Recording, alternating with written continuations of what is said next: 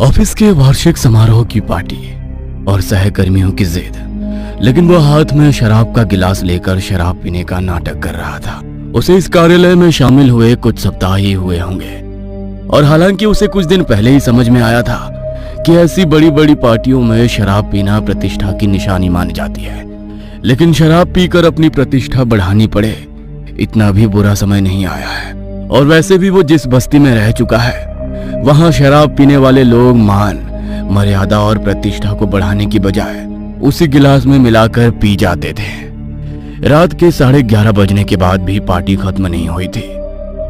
Boss कब से निकल चुके थे, लेकिन वो बेचारा एक जगह अकेले बैठे सब कुछ देख रहा था। लेकिन पर अब उसे काफी बोर लगने लगा था।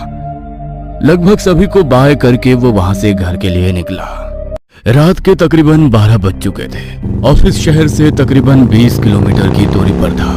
हालांकि दिन में सड़क पर काफी भीड़ रहती, लेकिन रात होते होते सड़क पूरी तरह से खाली हो जाती और अब वो उसी सड़क पर बाइक से जा रहा था। कभी कभी सड़क के दोनों ओर बंजर वीरान इलाका लगता, तो कभी कभी घनी झाड़ियों के बीच से सुनसान सड़क दिखाई देती। सड़क से कुछ दूरी पर चिटपुट आबादी नजर पड़ती। जब एखाड़ गांव आता तो सड़क के किनारे गांव के आवारा कुत्तों को सोता देख थोड़ा डर भी लगता। उस घने अंधेरे में कभी कभार भी कोई गाड़ी सामने से आती हुई दिखाई पड़ती। कानों में पहने हेडफोन के ऊपर लगे गानों की धुन पर उसका सफर शुरू था। सड़क के दोनों तरफ कई तरह की झाड़ियां नजर आ रही थी। वैसे पिछले 2 हफ्तों से वो इसी सड़क से ऑफिस के लिए जाता, इसलिए ये इलाका उसके लिए नया नहीं था। उसी सड़क के बीच बीच में कहीं छोटे छोटे पुल लगते थे। टेढ़े मेढ़े रास्ते से गुजरते हुए उसकी गाड़ी एक छोटा सा पुल क्रॉस करते हुए आगे आई और सड़क किनारे खड़े एक बड़े से बरगद के पेड़ के सामने उसे लोगों की भीड़ दिखाई दी। शायद एक्सीडेंट हुआ था। भीड़ से आगे जाते हुए उसने अपनी गाड़ी सड़क किनारे खड़ी की और पीछे आकर देखने लगा। सड़क पर कांच के टुकड़े बिखरे पड़े थे। सड़क के बीच से एक सफेद लंबी सी लकीर नजर आ रही थी। शायद कोई बाइक वाला स्लिप होकर गिरा था। वहां से थोड़ा खून भी बहता दिखाई दिया। लोगों की काफी भीड़ थी। उसने आगे जाकर देखना चाहा, पर कुछ दिखाई नहीं दिया। इसलिए उसने भीड़ में ही खड़े एक आदमी से पूछा, भाई साहब क्या हुआ? किसी ट्रक का पहिया सिर के ऊपर से गुजरने की वजह से मौके पर ही मौत हो गई है। क्या किसी ने एम्बुलेंस को फोन किया है? हाँ, गाड़ी निकल चुकी है, शायद कुछ देर में पहुंच जाएगी। वैसे एक्सीडेंट हुआ कब है?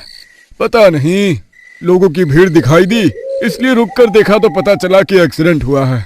वैसे भाई साहब, मैं आगे के गांव जा रहा हूँ, क्या मुझे वहां तक छोड़ देंगे?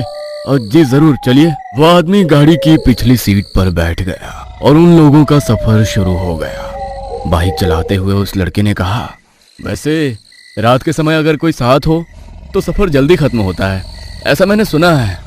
सही कहा आपने। वैसे भाई साहब, आप यहीं के रहने वाले हैं? जी नहीं, मेरा गांव यहाँ से काफी दूर है। मैं यहाँ नौकरी की तलाश में आया हूँ। तो क्या नौकरी मिल गई या तलाश अभी भी जारी है? अभी तक तो नहीं मिली, पर मिल जाएगी। अपने राइट हैंड से बाइक का हैंडल पकड़कर उसने लेफ्ट हैंड पीछे वाले पॉकेट में डालकर एक कार्ड निकाला और पीछे उसकी तरफ करते हुए कहा, ये मेरा ऑफिस का कार्ड है, कल आप मुझे इस पते पर आकर मिलिए। कार्ड हाथ में लेकर उस आदमी ने कहा, आपका बहुत बहुत शुक्रिया। वैसे साहब, आप हमेशा इतनी देर से आते हैं? अरे नहीं, आज ऑफिस में पार्टी थी, इसलिए थोड़ा लेट हो गया। अच्छा, फिर ठीक है। क्यों, क्या हुआ? कुछ नहीं, यह सड़क कुछ ठीक नहीं है। हाँ पता है, काफी गड्ढे और स्पीड ब्रेकर है यहाँ पर। दिन के समय ठीक है, पर रात को गाड़ी चलाते वक्त काफी मशक्कत करनी पड़ती है। अगर तेज रफ्तार से गलती से गाड़ी का पहिया गड्ढे में गया तो समझो काम खत्म। अरे साहब, मैं सड़क के बीच बने गड्ढों के बारे में बात नहीं कर रहा। उस आदमी की बात सुनकर उसने आश्चर्य से पूछा, तो फिर किस बारे में बात कर रहे हैं? लोग कहते हैं ये रास्ता भूतिया है। लोगों ने इस रास्ते पर काफी अजीब और गरीब घटनाओं को अनुभव किया है। आपको जो कहना है खुलकर कहिए। इस सड़क पर बुरी आत्माओं का बसेरा है।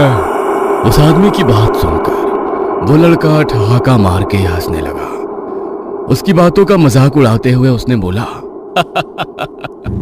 भाई साहब, बाकी सब तो ठीक है, लेकिन आपको इन अजीब गरीब ख्यालों से बाहर आना होगा। मेरा मतलब है हमारा देश चांद पर, मंगल पर और पता नहीं कौन कौन से ग्रहों पर अपने स्पेसक्राफ्ट भेज रहा है, लेकिन आप लोग अभी भी भूत प्रेत जैसी मनगढ़ंत कल्पनाओं से फंसे हुए हैं। ये सब हमारे दिमाग का वहम होता है। हम जो जैसा जिस तरह का सोचते हैं हमारा दिमाग हमें वही बात दिखाता है। आप लोग जिसे भूत प्रेत कहते हैं ना, वो दरअसल इंसान के दिमाग की बीमारियां हैं। किसी साइकोलॉजिस्ट की नज़र में उन्हें स्किज़ोफ्रेनिया हेलुसिनेशन कहा जाता है। और एक बात बताऊं, मैं आज तक कई बार रात में सफर कर चुका हूं, काफी सुनसान जगहों से गुजरा हूं, लेकिन मुझे तो आज तक कभी कोई भूत प्रेत का अनुभव नहीं हुआ और ना कभी होगा, क्योंकि ये बातें हमारे दिमाग का भ्रम है जो हमें भ्रमित करती है।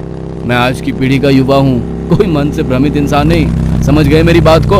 अरे ये कहाँ गया? अभी तो था। बातें करते करते हम यहाँ तक तो साथ आए हैं, पर एकदम से ये कहाँ? कहते हुए उसने अपनी बाइक की रफ्तार कम की और सड़क किनारे बाइक खड़ी करके वो कुछ कदम पीछे चलकर देखने लगा, लेकिन कोई नहीं दिखाई दे रहा था। वो आश्चर्य से खड़ा इधर उधर देख रहा था, लेकिन आसपास ना कोई बस्ती दिखी ना कोई घर। कैसा आदमी है? लगता है कि वो कुछ ज्यादा ही जल्दी में था, इसलिए बाइक के रुकने का इंतजार भी नहीं किया, सीधे कूद गया।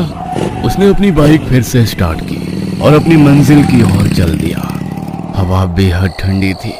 एक पल के लिए सोचने लगा, अगर पार्टी में कुछ ड्रिंक कर ली होती तो इतनी ठंडी नहीं लगती। फर्क सिर्फ इतना है कि घर जाने की बजाय अस्पताल जाना पड़ता या कोई खुद ले जाता।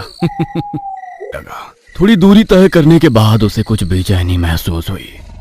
हालांकि रात के अंधेरे को चीरते हुए हेडलाइट्स की रोशनी में आगे का इलाका बिल्कुल साफ दिख रहा था, पर उसे कुछ ऐसा महसूस हुआ मानो कोई उसे अपनी ओर खींच रहा हो।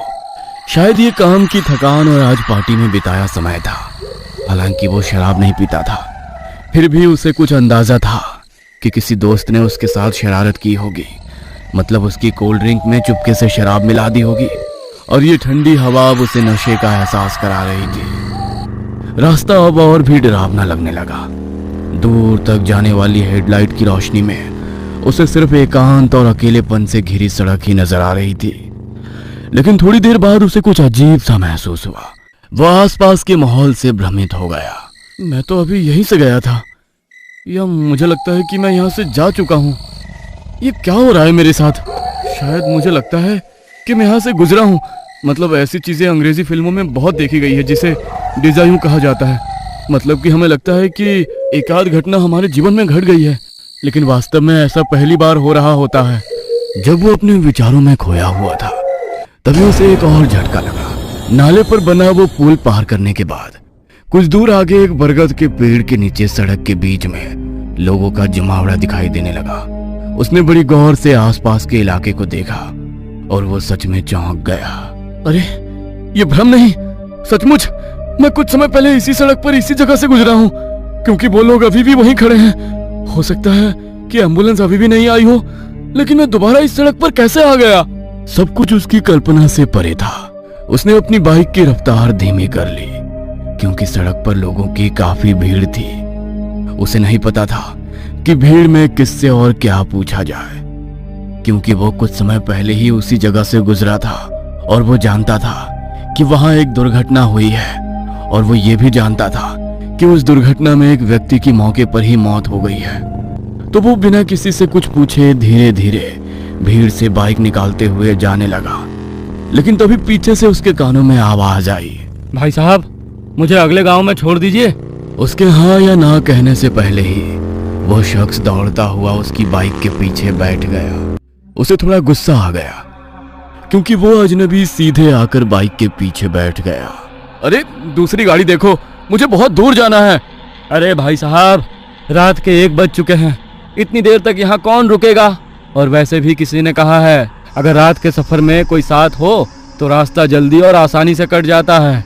उस इंसान के मुंह से निकले शब्द सुनकर वो चकरा गया, क्योंकि यही वाक्य उसने कुछ समय पहले उसी जगह से गुजरते समय किसी अन्य व्यक्ति से कहा था।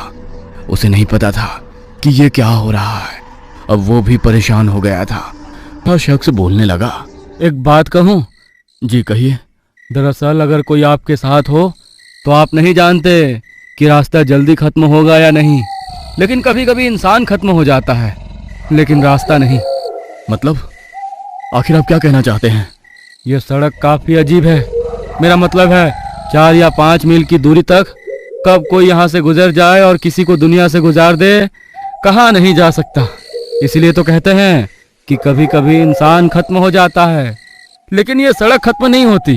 पीछे बैठा शख्स बात तो कर रहा था, लेकिन उसे उस शख्स की बात सुनने में कोई दिलचस्पी नहीं थी। लेकिन पीछे बैठे शख्स को क्या पता कि उसे उसकी बात सुनने में दिलचस्पी है या नहीं। वो बोलता रहा। चिथड़े उड़ गए हैं, सिर सचमुच कुचल दिया गया है। इस महीने में ये 4थी दुर्घटना है। गाड़ियां सही से चलाने के लिए पीछे का बोर्ड लगाया गया है, लेकिन कौन सुनेगा। और हम कितना भी अपनी गाड़ी सही तरीके से चलाएं, इसकी क्या गारंटी है कि सामने से आने वाला कैसा चला रहा है या अभी उसका दिमाग कैसा है। मतलब वो दारू पी के टाइट है, या दारू मिली नहीं इसलिए गुस्सा है, या किसी से लड़के आ रहा है, या किसी को मारने जा रहा है, अपनी गर्लफ्रेंड को मिलकर खुशी से आ रहा है, या प्रेमिका ने ना बोला इसलिए खुद को खत्म करने की सोच रहा है। उस आदमी की बातें वो चुपचाप सुन रहा था। उसे कोई दिलचस्पी नहीं थी, लेकिन उसके कान खुले थे और ना चाहते हुए भी वो सारी बातें उसके दिमाग को कुरेद रही थी। अब उसका गांव कब आएगा और ये कब उतरेगा, यही सोच रहा था। लेकिन उसके दिमाग में कोई और ही बात घूम रही थी। ये बात, वो आदमी जो थोड़ी देर पहले बाइक पर बैठकर आया था, वो अचानक कहाँ गायब हो गया। और दूसरी बात, मैं इस सड़क पर वापस कैसे आ गया। हालांकि गर्मी के दिन थे, लेकिन रात के इस समय हवा बेहद ठंडी थी। सड़क किनारे कुछ पेड़ और झाड़ियां दिख रही थी। सामने काफी दूर उस गांव में बिजली के खंबे पर लाइट की धीमी रोशनी चमक रही थी। सर, क्या आप हर दिन इतनी देर से आते हैं या आज देर हो गई? उसके पीछे बैठे व्यक्ति के एक प्रश्न ने उसे उसके विचारों से बाहर निकाल दिया। आज ऑफिस में पार्टी थी, इसलिए थोड़ी देर हो गई। तभी आपको इससे पहले नहीं देखा। ठीक है, उस नाले पर बने पुल के बगल में रोक दीजिए। नदी के पास? पर वो गांव तो काफी दूर है ना। पर पीछे बैठे आदमी ने कोई जवाब नहीं दिया। कुछ दूर एक छोटे से पुल पर उसने अपनी बाइक रोक दी। पुल के नीचे बहते पानी की आवाज उस भयानक सन्नाटे में स्पष्ट रूप से सुनाई दे रही थी। उसने पीछे मुड़कर देखा और वो व्यक्ति बिना एक शब्द कहे तेजी से सड़क पार करके दूसरी तरफ जा रहा था। थोड़ी गौर से देखा तो सड़क के दूसरी ओर कुछ दूर उसे घनी झाड़ियों के बीच आग की हल्की लपटें दिखाई दे रही थी। उसने अपनी बाइक स्टार्ट की और थोड़ा आगे जाकर देखा तो उसे नदी के किनारे एक शमशान घाट दिखाई दिया, जहां एक चिता धो धो कर जल रही थी। वो आदमी शमशान घाट चला गया। शायद मृत व्यक्ति उसका रिश्तेदार होगा। वो बाइक पर बैठकर ही शमशान में जलती चिता को देखने लगा। तभी वही आदमी जलती चिता के नजदीक जाता दिखाई दिया। रात के अंधेरे में आग की लपटों की पीली लाल रोशनी बहुत निराशाजनक थी। वो दृश्य मन को परेशान कर रहा था, इसलिए उसने अपनी बाइक स्टार्ट की और उस व्यक्ति को देखा तो वो शमशान में खड़ा कुछ कर रहा था। मतलब वो शख्स चिता के बिल्कुल करीब गया, मुश्किल से 2 कदम। लेकिन हैरानी की बात थी कि जलती हुई लपटों का उस पर कोई असर नहीं हो रहा था। और अगले ही पल जो हुआ उसे देखकर किसी का भी कलेजा कांप उठता। वो आदमी जलती हुई चिता पर चढ़ गया और किसी पागल की तरह चिता पर जलती हुई लकड़ियां एक तरफ फेंकने लगा। ये भयानक दृश्य देखकर उसकी आंखें फटी की फटी रह गई। ऐसा लग रहा था जैसे उसके शरीर की सारी ताकत खत्म हो गई हो। वो कांपती बेचैनी से सामने का भयानक दृश्य देखने के लिए विवश था। अगले ही पल चिता पर खड़े उस आदमी ने चिता में जल रही अधजली लाश को बाहर निकाला और जो उसने देखा वो कल्पना से परे था। वो जलती लाश उसकी खुद की थी।